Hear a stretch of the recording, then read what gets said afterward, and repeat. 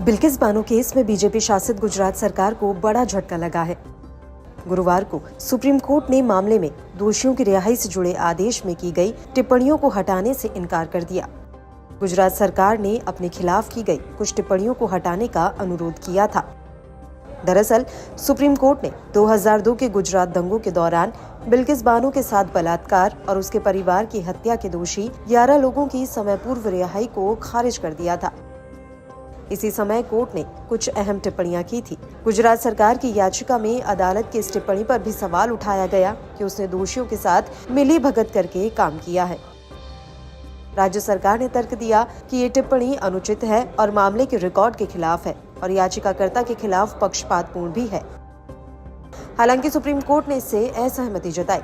Supreme court ने कहा कि समीक्षा याचिकाओं, चुनौती दिए गए आदेश और उनके साथ संलग्न दस्तावेजों का ध्यानपूर्वक अध्ययन करने के बाद हम इस निष्कर्ष पर पहुंचे हैं कि रिकॉर्ड में कोई त्रुटि नहीं दिखाई देती है या समीक्षा याचिकाओं में ऐसा कोई गुण नहीं है जिसके कारण चुनौती दिए गए आदेश पर पुनर्विचार किया जाए। जनवरी में सुप्रीम कोर्ट ने कहा था कि जिन 11 लोगों को गुजरात सरकार ने अच्छे व्यवहार के लिए रिहा किया था, उन्हें जेल वापस लौटना होगा। अदालत ने एक ऐसे फैसले पर ऐतिहासिक आदेश देते हुए कहा कि राज्य सरकार इन लोगों को रिहा करने में सक्षम नहीं है, जिससे जनता में रोष फैल गया था। अदालत ने कहा कि छूट आदेश में योग्यता का अभाव है।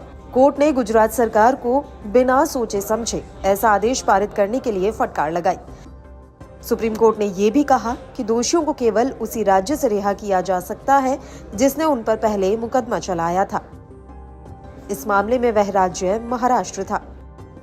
इस आदेश को पारित करते हुए अदालत ने मई 2022 में जस्टिस अजय रस्तोगी की ओर से दिए गए अपने फैसले पर भी कड़ी आलोचना की, जिसमें दोषियों को अपनी शीघ्र छूट के लिए गुजरात सरकार से अपील करने की अनुमति की गई थी। जजों ने कहा कि दोषियों ने धोखाधड़ी के माध्यम से आदेश प्राप्त किया।